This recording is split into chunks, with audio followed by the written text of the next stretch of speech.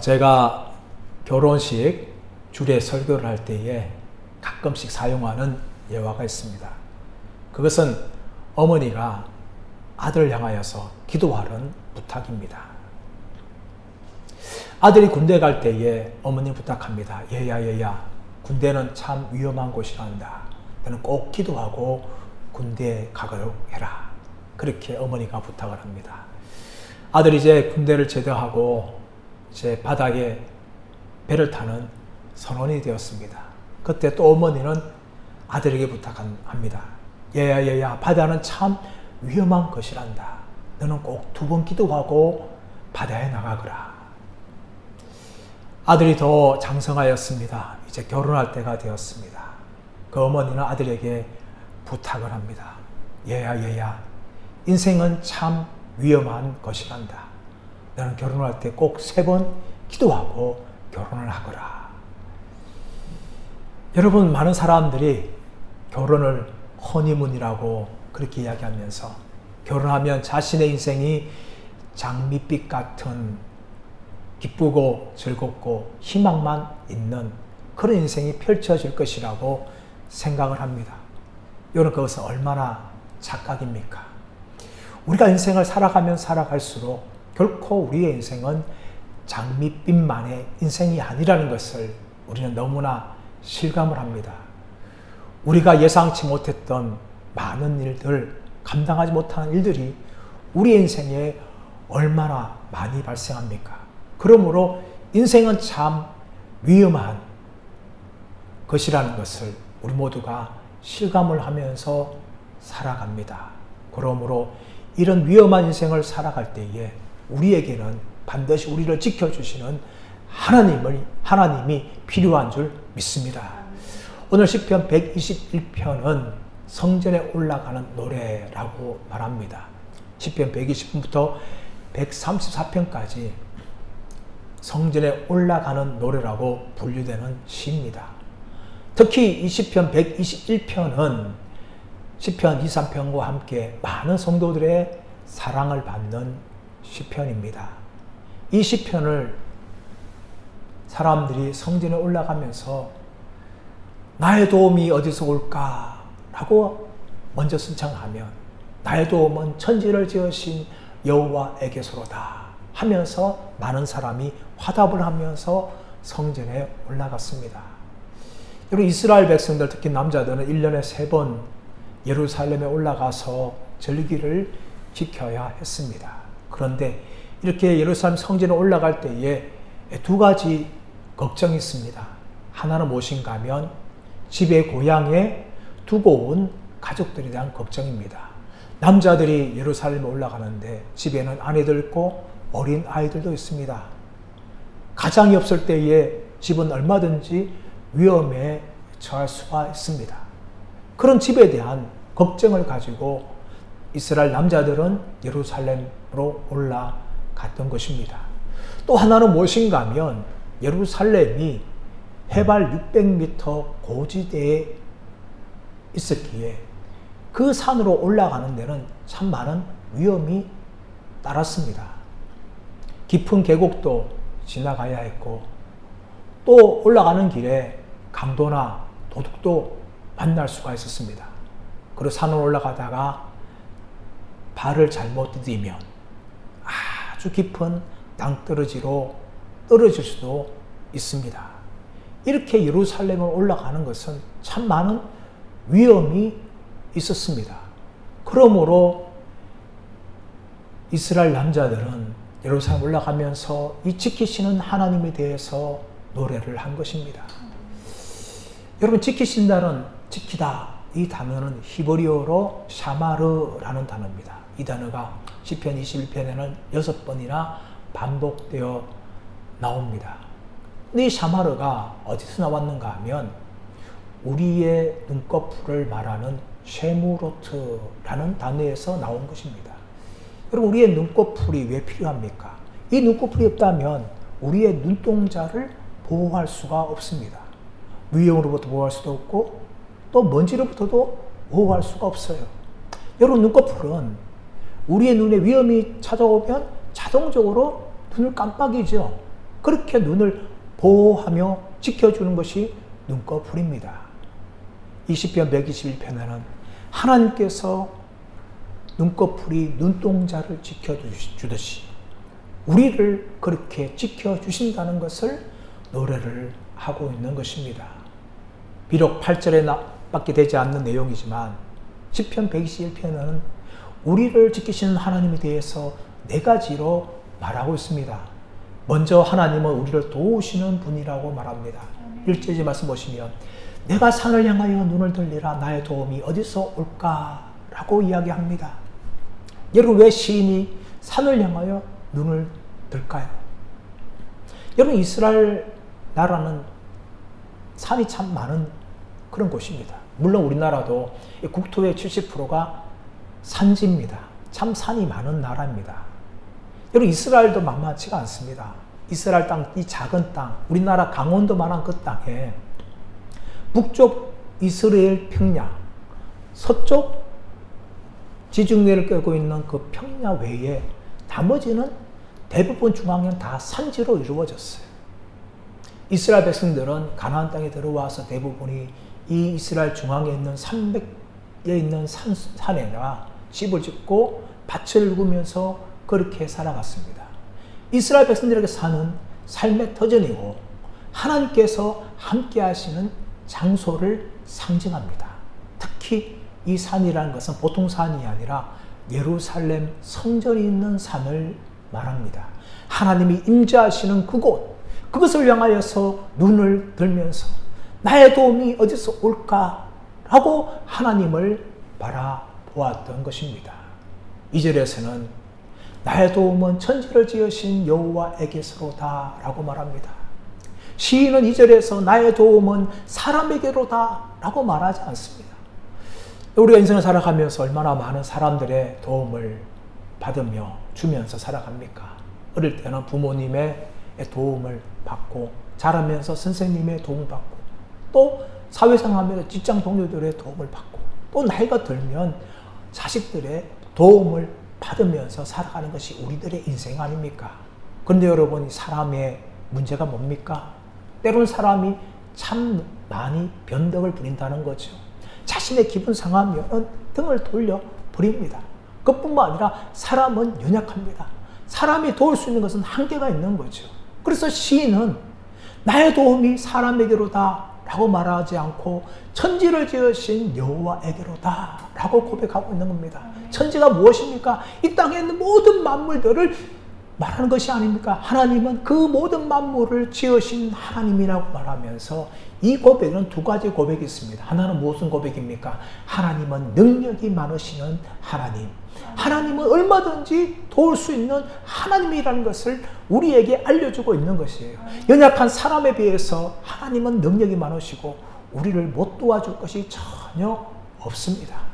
저에게는 지금 이제 20살 된 대학생 아들과 고2 딸 1명 있습니다.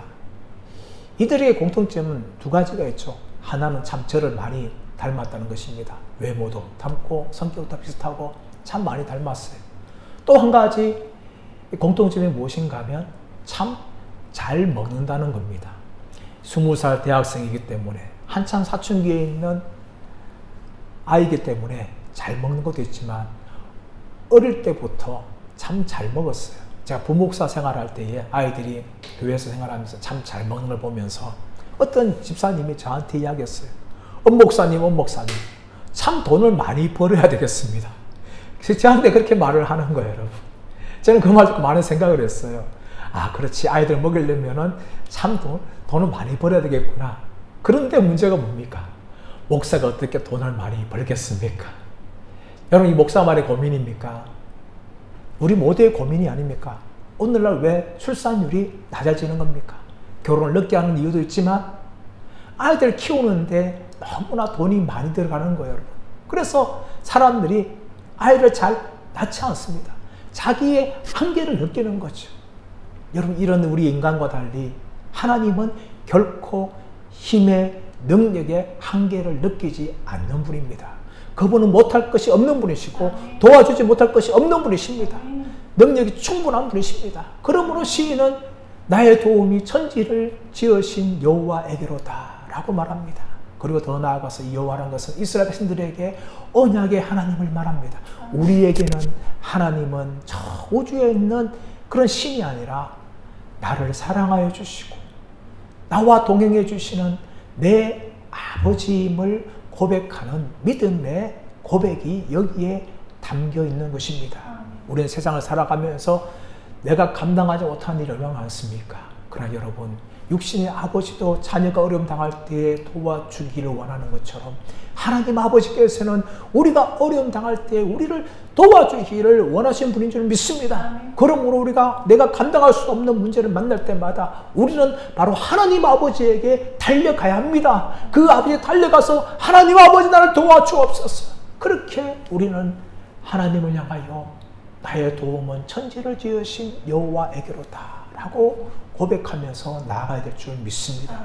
하나님은요, 우리가 하나님 얼굴 구하지 않고 사람을 찾아가거나 또 다른 우상에게 나아갈 때 하나님은 기뻐하지 않습니다.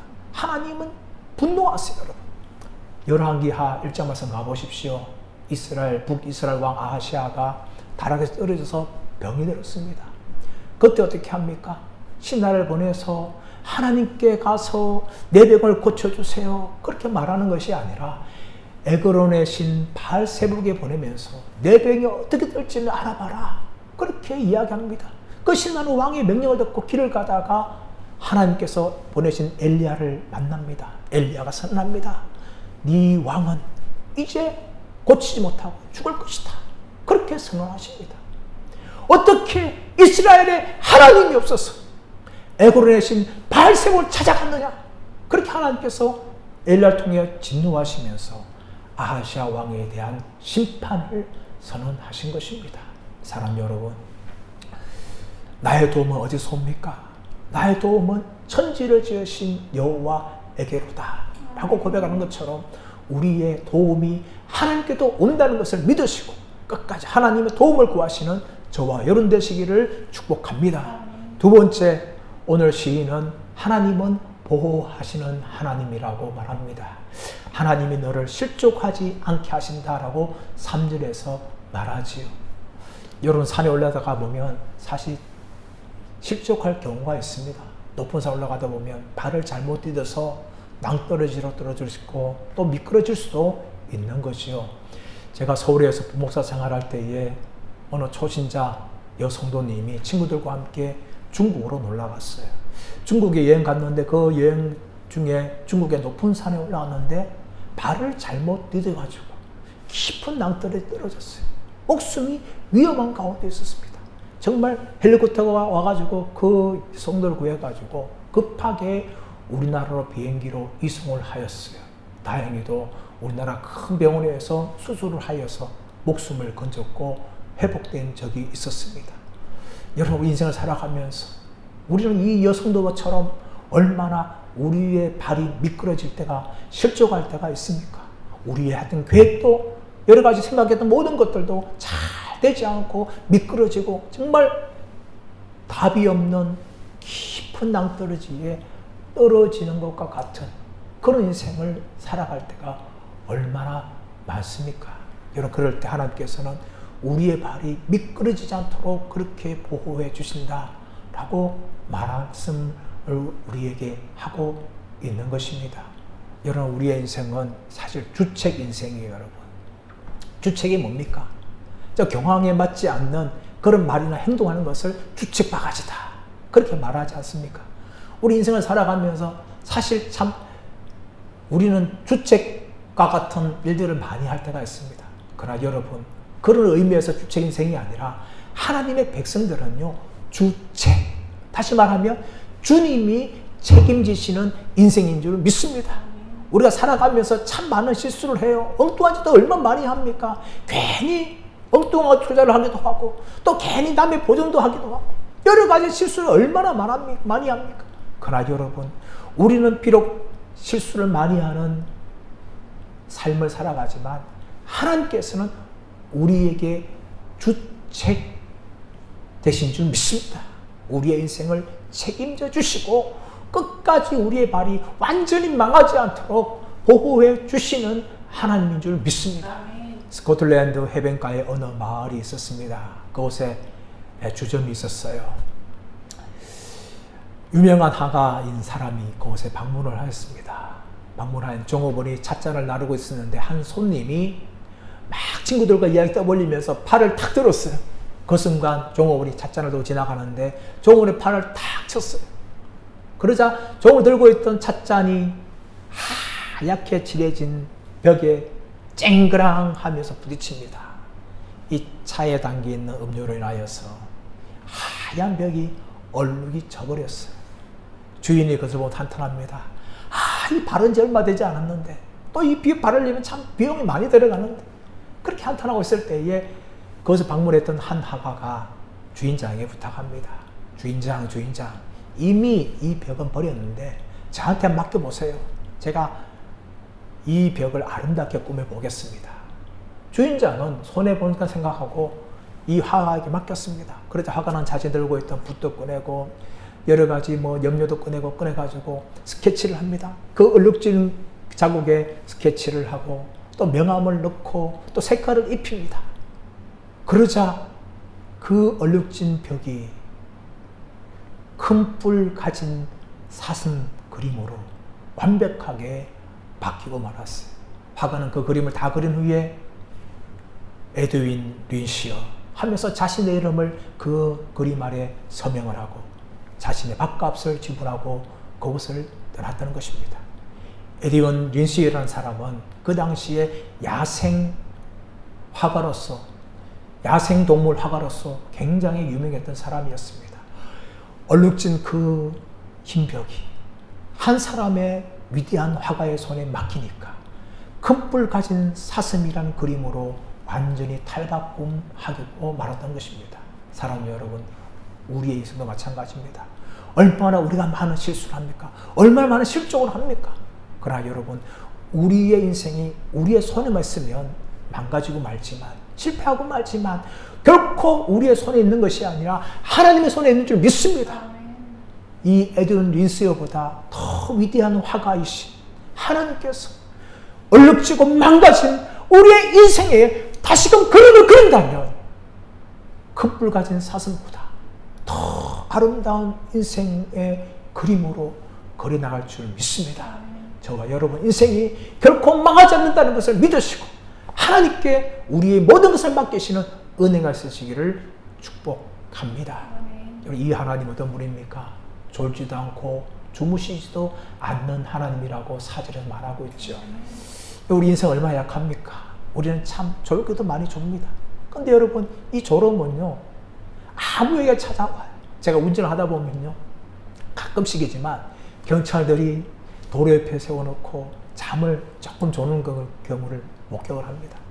이런 경찰들만 그렇게 잠시 졸니까 야간을 하는 간호사들도, 편의점에 알바하는 학생들도, 또 특별히 야간에 운전하는 트럭 기사들도 얼마나 많이 조는지 몰라요.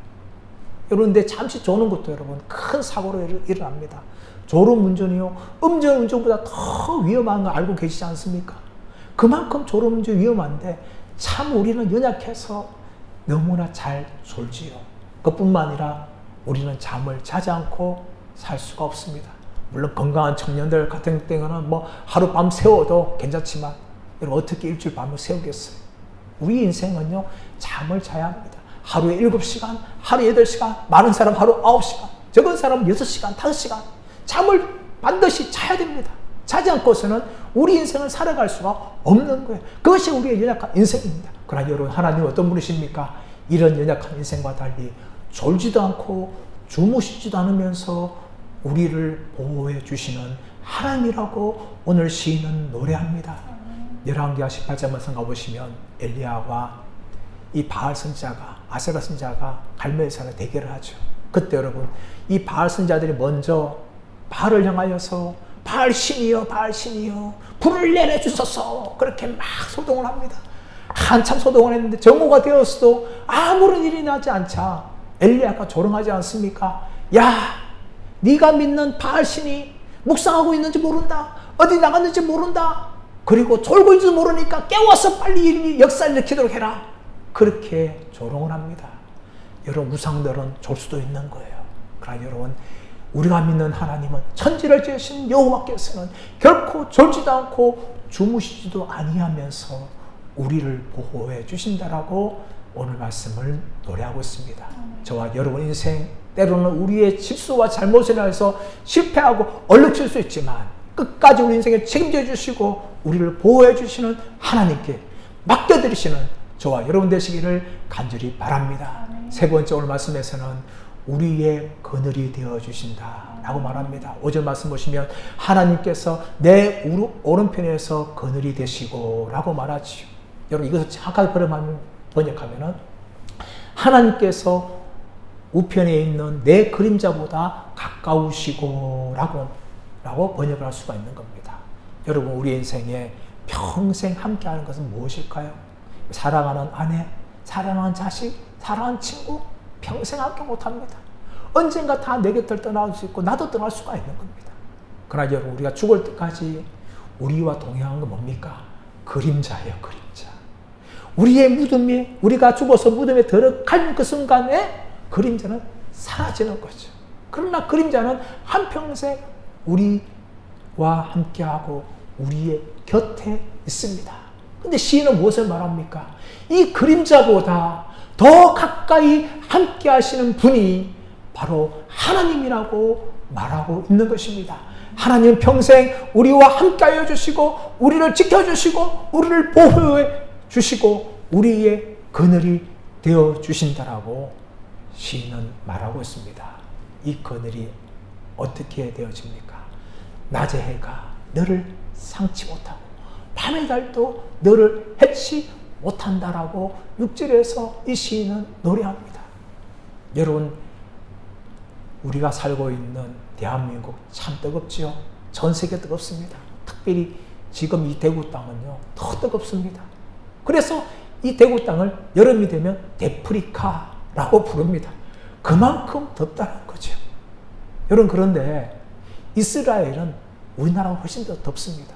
여름이 되면요 보통 40도가 넘어가요. 많은 일사병 환자가 생깁니다. 또 더위로 죽습니다. 그런 이스라엘 땅 가운데 하나님께서 뭡니까? 그림자가 되어주시고 그늘이 되어주신다라고 말하고 있습니다. 여러분 그뿐만 아니라 밤의 달도 너를 해치 못한다 라고 말합니다. 여러분 한참 여름에 뜨겁지만 또 밤이 되어지면 서늘해지는 거예요. 여기 이스라엘은요 고온 건조입니다. 이 낮에는 한참 뜨겁지만 그늘에 들어가면 시원하고요. 또 밤이 되면 차가워집니다. 아프리카에 겨울이 되면 왜 사람들이 얼어 죽습니까? 그 더운 지방에 아프리카에 차가운 마음이 불면 그 온도 차이 때문에 사람들이 죽을 수가 있는 거예요. 마찬가지로 이스라엘도 낮에 한참 뜨거웠는데 밤에 서늘하고 냉기가 찾아오면 사람들은 위험하게 되는 거죠. 그래서 이 시인은 밤의 달도 너를 해치 못한다 라고 말하는 것입니다. 여러분 이스라엘 역사를 보십시오. 이스라엘 백성들이 출애굽한 후에 광야길을 갑니다. 그때 하나님께서는 불기둥으로 구름기둥으로 함께 해주셨습니다. 낮에 뜨거울 때는 구름기둥으로 서늘하게 막아주시고 밤에 광야에 찬기온이 찾아오고 기온이 뚝 떨어지면 하나님께서는 불기둥으로 따뜻하게 데펴주셔서 이 광야의 낮의 길과 광야의 밤의 길에 안전하게 지켜주시고 보호해 주실 것입니다. 우리의 인생에도 어쩌면 이 광야처럼 낮의 해가 우리를 상하게 하고 밤의 달이 우리를 해할 때가 있습니다. 때로는 불같은 시험이 얼마나 우리를 공격합니까? 여러분 그 불같은 시험이 찾아올 때에 하나님께서는 구름기둥으로 우리를 보호해 주시고 때로는 이 차가운 세상 정말 때로는 가족들도 등을 돌리고 친구들도 등을 돌리고 이 내곡한 경쟁사회 속에서 버림받을 때에 하나님께서는 불기둥으로 우리와 함께 하실 줄 믿습니다. 그렇게 하나님께서는 우리 오른편에서 우리의 그림자보다 더 가까이 함께 하시고 보호해 주시는 하나님이라고 이 시인은 노래하고 있습니다. 그리고 네 번째 시인은 무엇을 말합니까? 모든 환난에서 하나님은 지켜주신다 라고 말합니다. 하나님께서는 모든 환난에서 지켜주신다 라고 말할 때, 여러분, 이 환난이라는 것은 히브리어 단어 라아라는 단어입니다. 다시 말하면 악이라는 단어죠. 인생에 우리가 살아가면서 당하는 모든 재난과 불행을 라아라고 말합니다. 근데 이 환난이 뭡니까? 모든 환난이에요. 환난이 한 번 당하는 것이 아니라 끊임없이 우리에게 찾아오는 환난이라서 모든 환난들이라고 이 시인은 말하고 있는 것입니다. 이 환난들로부터 우리를 지켜주시고 라고 시인은 말하고 있습니다. 우리가 인생 살아가면서 얼마나 정말 이 환난들을 많이 당합니까? 때로는 감당할 수 없는 그런 환난들이 얼마나 우리를 찾아옵니까? 이런 환난들로부터 하나님은 우리를 지켜주신다라고 시인은 고백을 하고 있습니다. 그러면서 8절 말씀 보시면 어떻게 지켜주시는지 말하고 있죠. 여호와께서 너의 출입을 지금부터 영원까지 지키시려다. 여호와께서 너의 출입을 지금부터 영원까지 지켜주시는데, 여러분 가만히 보면 이 출입을 지켜주시는데 환난을 면하게 지켜주신다라고 말합니다. 인생을 살아가면서 많은 환난을 당하죠. 7절 말씀 보시면 환난을 면한다라고 이야기하는데, 여러분 이것을 보면 우리가 좀 오해할 수 있어요. 이 면한다고 생각하면 우리는 아예 환난으로부터 예외적으로 피하게 해주신다 이렇게 생각할 수 있습니다. 그러나 여러분 이것은 잘못된 오해입니다. 이것을 좀 더 번역하면 환난들 가운데 너를 지켜주시고 라고 이야기하는 것이에요. 하나님은 우리 인생 살아가면서 찾아오는 모든 환난과 재난으로부터 우리를 예외적으로 빼내시는 것이 아니에요. 우리는 이 땅 삶을 살아가면서 예수 믿는 사람이라 할지라도 이 모든 환난들을 당하게 되어 있습니다. 그런데 여러분 이 환난 가운데에서 하나님 우리를 버려두는 것이 아니라 이 환난 가운데 함께 하시고 이 환난들 가운데 있는 우리들을 보호해 주시고 지켜주신다는 것을 말합니다. 그것이 너의 출입을 지켜주시는 거예요. 이 너의 출입은 뭡니까? 바로 나. 다른 사람이 아니라 너를 지명하여 말하고 있는 것입니다. 하나님의 백성들인 우리들을, 나 자신을 하나님이 지켜주시고 우리의 출입을 지켜주시는 거예요. 모든 환난 가운데서 우리가 하는 모든 일들과 우리의 가족들을 지켜주시는 것입니다. 여러분 자녀를 키울수록 부모가 한계를 느끼는 건 무엇인가 하면, 자녀들 어릴 때는 우리가 그 아이들을 잘 살펴보고 아이들을 보호해 줄 수 있는데, 성장하면 성장할수록 그 아이들을 점점 우리의 품에서 떠나보내고 우리가 그 아이들을 지켜줄 수 없다는 것을 실감을 합니다. 학교를 보내면 그 학교에서 무슨 일이 발생하는지 우리가 어떻게 합니까? 결혼하고 인생을 살아가면은, 독립을 살아가면 그 가정생활을 어떻게 하는지 어떻게 우리 지켜줄 수 있습니까? 이것이 부모의 한계고 우리의 인생의 한계입니다. 그러나 하나님께서는 너의 출입을 우리의 가족과 내가 하는 모든 일들을 지켜주신다. 그러므로 우리는 모든 것을 다 하나님께 맡게 될 줄 믿습니다. 그리고 지금부터 영원까지 하나님은 지켜주시는 분이라고 말씀하고 있습니다. 여러분 우리의 인생 60년 살 수 있고 70년 살 수 있고 80년, 90년, 어떤 분은 100세도 살 수가 있습니다. 그러나 여러분 이런 인생 가운데 우리는 수많은 환난을 당하는데, 하나님께서는 우리의 인생 예수 믿고 구원받은 그때부터 우리가 죽음에 들어가는 그 순간까지, 앞으로 그 순간 모든 순간뿐만 아니라 그 이후에 우리의 영혼의 시간까지 하나님께서는 지켜주시는 분이라고 말하고 있습니다. 시편 48편 14절 말씀 보시면 이 하나님은 영원히 우리 하나님이시니 그가 우리를 죽을 때까지 인도하시리라 라고 말씀하고 있습니다. 우리가 예수 믿고 하나님의 자녀가 되는 그 순간부터 하나님께서는 우리의 아버지가 되어주시고 우리의 평생 함께 하셔서 영원까지 우리를 지켜주시는 분이라고 시인은 노래하고 있습니다. 사랑하는 여러분, 바로 이 하나님이 저와 여러분의 하나님인 줄 믿습니다. 이 하나님을 믿고 이 하나님과 함께 하시는 삶을 살아가시기를 축복합니다.